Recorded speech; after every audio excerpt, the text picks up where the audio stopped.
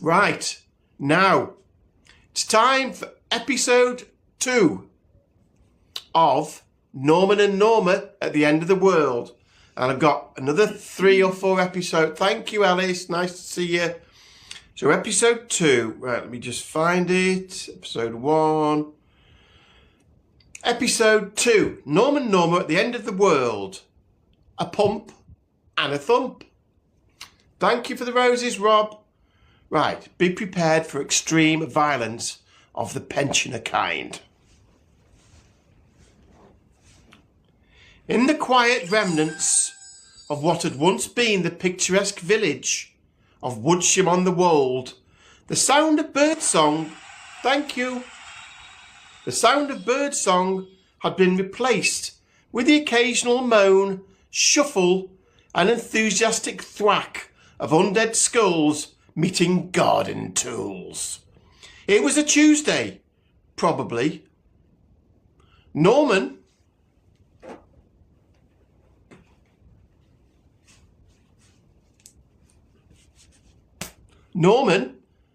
a wiry man in his late 70s with thick grey eyebrows and a passion for practical socks, was knee-deep in grease and grumbling.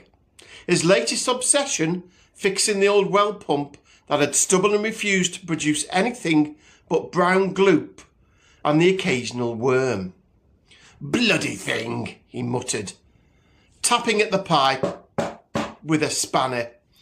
"Easier getting sent out of Jeff from the post office, and he's got half his head missing." A loud thud sounded behind him. Without looking, Norman called out, "Norma, that's you?" Or another girl guide risen from the grave. Norma, his equally spry wife of 54 years, appeared with her usual calm authority and a blood-streaked cricket bat in one hand. In the other, she held what looked suspiciously like a severed zombie ear, which she promptly dropped into a bucket already half full of similar trophies. "Morning, love," she said cheerfully. "The vicar just tried to bite my ankle again. Took the scenic route into the rhododendrons after I gave him a good wallop." Norman didn't look up from the pump. "Still wearing his cassock, is he?" "Course. It's nice he's committed to the role, even in death."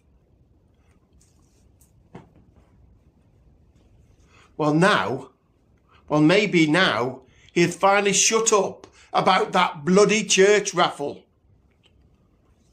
Norma wandered over and peered at the pump. Any luck?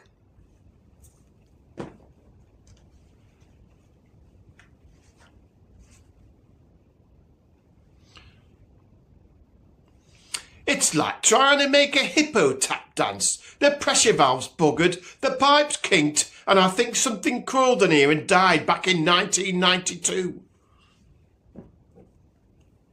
Tea?" "Always. Builders, please, love. I want the spoon to be able to stand up in it." Norma went to put the kettle on. A few minutes later, while Norman knelt beside the pump with a screwdriver in his teeth, the telltale groaning of the undead began to drift across the garden. He sighed. "Oh, for heaven's sake." Lurching across the lawn, no, I don't want to battle. Lurching across the lawn came 3 zombies. A postman with most of his uniform still intact, a jogger missing half a shin, and a woman in a matted white wedding dress, veil fluttering grotesquely in the breeze. Norma reappeared, steaming mugs in hand. "Would you look at that? Wedding girl must have been running late."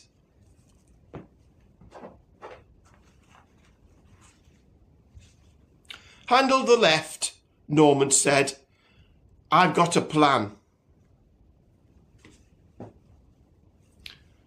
Not like last time, I hope, said Norma, setting down the tea. I lost a good frying pan.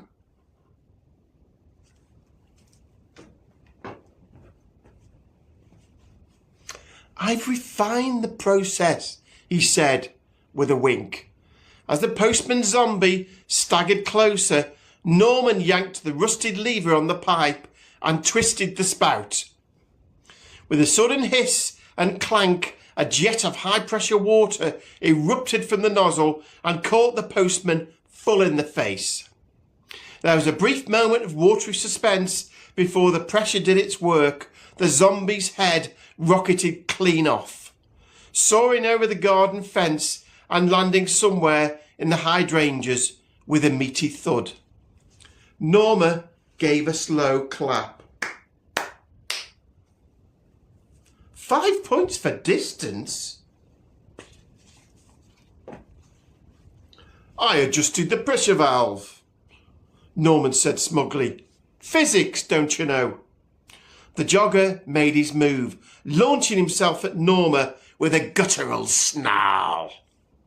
She sidestepped neatly and, without spilling her tea, swung her knitting bag into his legs. The zombie tumbled to the ground with a grunt. Norma stomped on his back and caved in his skull against the patio stones.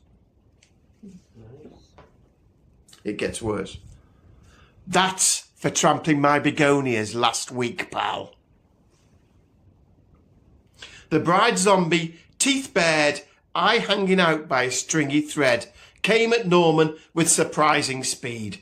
He dropped the spanner and grabbed a torn bag of cement mix nearby. In one motion, he tore it open and threw powder into her face. The zombie wheeled, gagging and stumbling blindly. Norma, catching on, tipped a bucket of rainwater onto the shrieking creature. There was a horrible sucking squelch. The cement hardened instantly around the bride's head, turning it into a grotesque concrete block.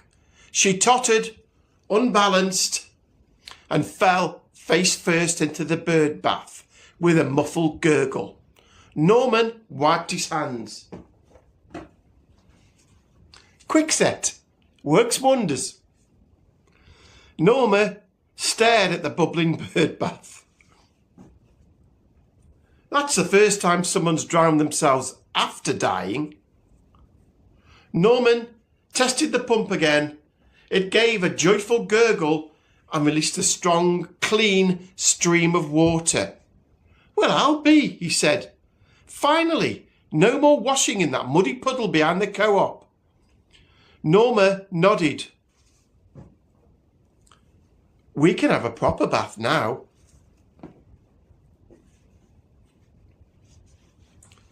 Ladies first, said Norman, grinning. Later, they sat on the porch, sipping tea, surrounded by zombie limbs, splattered entrails, and the faint sound of cement hardening in a bird bath. A mostly intact arm twitched on the lawn. Norma leaned over. Do you want to keep that one for baiting traps?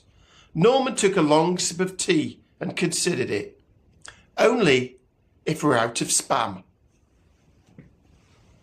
So that was episode 2 of Norman and Norma at the End of the World.